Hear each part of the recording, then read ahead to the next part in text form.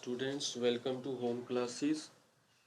आज जो हम टॉपिक लेने जा रहे हैं that is nutrition from class 10th chapter number 1 biology. और ये फर्स्ट टॉपिक है न्यूट्रिशन। इसके अंडर हम जो सब टॉपिक लेने जा रहे हैं that is nutrition and its types and human digestive system overview. Human digestive system का हम सिर्फ ओवरव्यू करेंगे इसमें, और नेक्स्ट क्लास में हम इसको डिटेल से लेंगे। स्टूडेंट्स इस वीडियो को देखते हुए जो कुछ लिखा हुआ मटेरियल आएगा आप उसको स्क्रीनशॉट कर सकते हैं ताकि आप नोटबुक पे आप इसको लिख सकें और लेटर ऑन इसको आप लर्न कर सकें। न्यूट्रिशन सबसे पहले, nutrition is the sum total of all the processes by which living organisms take and utilise food materials to obtain energy matter for growth, repair and reproduction is called nutrition। तो students, living organisms food या तो खुद prepare करते हैं या दूसरे organism से लेते हैं, और फूड से एनर्जी रिलीज होती है, और मैटर को यूज़ करते हैं वो ग्रोथ के लिए, रिपेयर के लिए और रिप्रोडक्शन के लिए। और सारी जो एक्टिविटीज़ होती है, मेटाबॉलिज्म होता है बॉडी के अंदर, वो फूड जो है, फूड से एनर्जी और मैटर प्रोड्यूस होता है। उसके बाद न्यूट्रिशन में ये सारे प्रोसेसेस आते हैं। Nutrition involves intake of food, digestion, absorption, assimilation and digestion। Nutrition में फूड पहले इंटेक किया जाता है, वो डाइजेस्ट होता है, अब्जॉर्ब होता है, उसकी यूटिलाइजेशन होती है बॉडी में, और उसके बाद जो अनडाइजेस्टेड वेस्ट है वो बॉडी से इजेस्ट हो जाता है। उसके बाद न्यूट्रिशन की अगर टाइप्स हम देखें तो there are broadly two types of nutrition, autotrophic nutrition and heterotrophic nutrition. Autotrophic nutrition में students, auto means self, and autotrophic organisms are the living organisms that can prepare their own food with the help of raw materials they take from the environment। तो ये raw materials लेते हैं और अपना खाना, carbohydrates, organic matter ये खुद prepare करते हैं। और ऑटोट्रॉफिक न्यूट्रिशन अगर हम देखें तो ये दो टाइप्स की है। फोटो ऑटोट्रॉफ्स ऑर्गेनिजम्स, ये लिविंग ये ग्रीन प्लांट्स हैं, और they can prepare their own food by using sunlight. ये सनलाइट को as a source of energy use करते हैं to synthesise food from carbon dioxide and water, example green plants.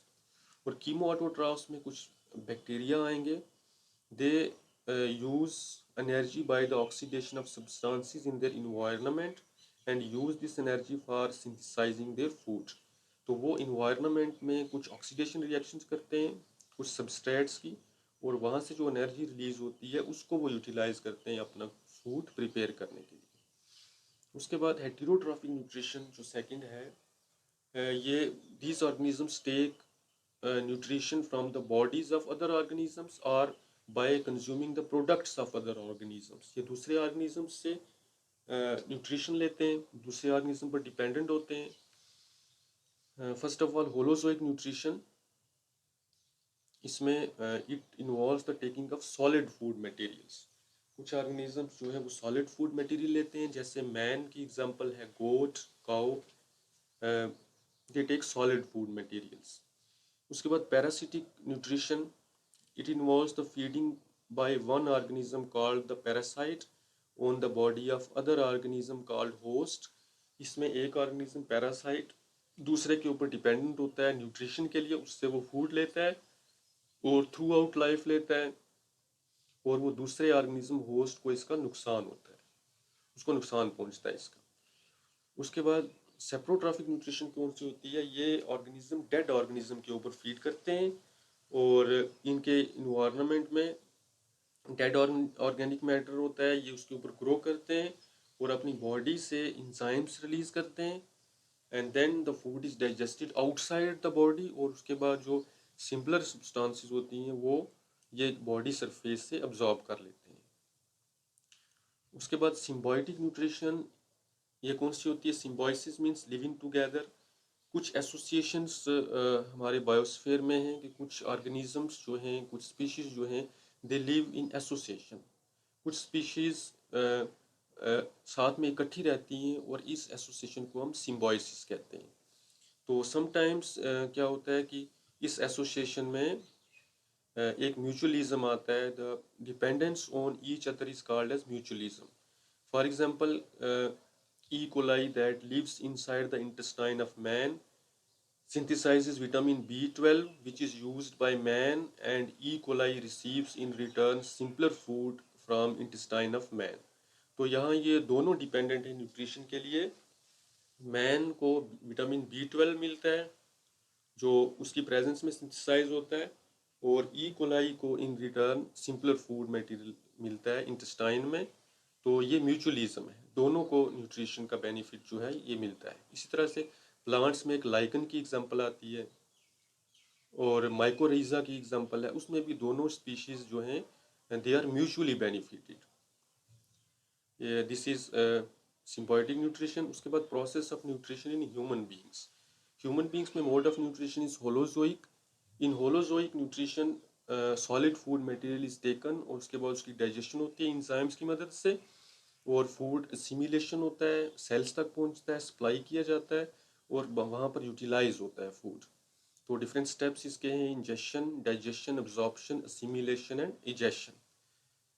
तो ingestion में is the intake of food. Human beings में mouth के through intake किया जाता है फूड को, और माउथ के अंदर जो कैविटी है, खाली जगह है जिसके अंदर टंग होती है, टीथ होते हैं, इसको हम बक्कल कैविटी कहते हैं, उसमें फूड टीथ की मदद से हम उसको मेस्टिकेट करते हैं फूड को। उसके बाद digestion. Digestion is the break down of non diffusible food into simpler soluble form. तो ये पूरे डाइजेस्टिव सिस्टम में ह्यूमन बींग्स के फूड डाइजेस्ट होता है। केमिकल ब्रेकडाउन होती है और फिजिकल ब्रेकडाउन होती है, जिससे फूड जो है सॉल्यूबल फॉर्म में आ जाता है। उसके बाद एब्जॉर्प्शन होती है फूड की। Diffusion of digested food through the walls of alimentary canal into the blood. उसके बाद ब्लड में फूड एब्जॉर्ब होता है, और स्मॉल इंटेस्टाइन में there are finger like structures called villi. ये डाइजेस्टिव सिस्टम पढ़ेंगे हम, उसमें हम देखेंगे। और ये finger like structures they increase the surface area for absorption of absorbed food. उसके बाद जब ब्लड में चला जाता है food, then it is supplied to the sales.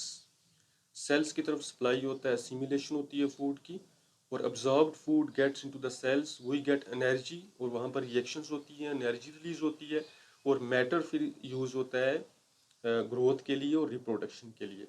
और इजेशन जो है, जो फूड डाइजेस्ट नहीं होता है, that is egested out as faecal matter और स्टूल्स।